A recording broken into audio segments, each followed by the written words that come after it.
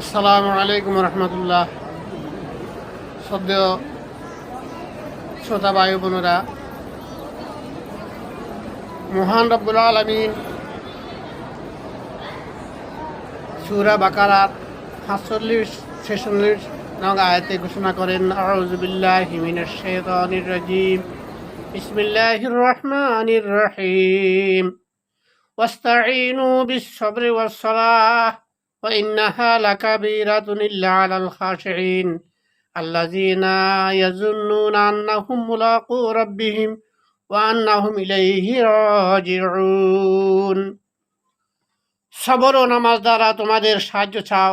নিশ্চয় নামাজ খুব মুশকিল কাজ, কিন্তু ওইসব অনুগত লোকদের জন্য মুশকিল নয় যারা মনে করে যে শেষ পর্যন্ত তাদেরকে আপন রবের সাথে দেখা করতেই হবে এবং তারই কাছে ফিরে যেতে হবে।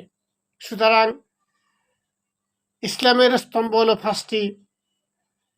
তার মধ্যে প্রথমটি হইল কালিমা, দ্বিতীয়টি হলো নামাজ। ইমানের পরে সবচেয়ে গুরুত্বপূর্ণ হলো নামাজ।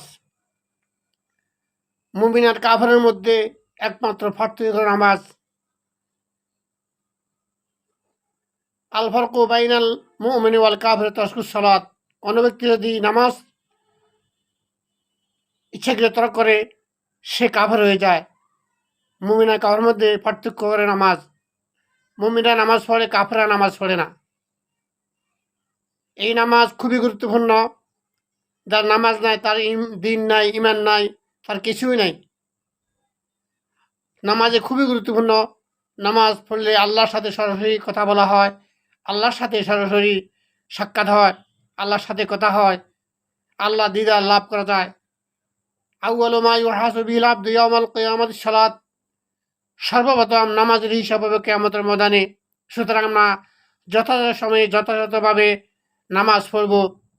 নামাজটা আমাদের জন্য, যারা নামাজ পড়ে তাদের জন্য খুব সহজ, আর যারা নামাজ পড়ে না তাদের জন্য খুব কঠিন। যারা নামাজ পড়ে তারা তাদের আল্লাহর সাথে দেখা করবে এবং আল্লাহর কাছে ফিরে যাবে। নামাজ পড়লে আল্লাহর সাথে কিয়ামতের ময়দানে সাক্ষাৎ হবে এবং নামাজের হিসাব হবে কিয়ামতের ময়দানে। আল্লাহ আমাদেরকে যথাযথভাবে ঈমান গ্রহণ করার পরে, কালিমা পড়ে যথাযথভাবে নামাজ আমরা পড়তে পারি। আল্লাহ আমাদেরকে সেই তৌফিক দান করেন। আল্লাহ হাফেজ। ফি আমানিল্লাহ। আসসালামু আলাইকুম ওয়া রাহমাতুল্লাহ।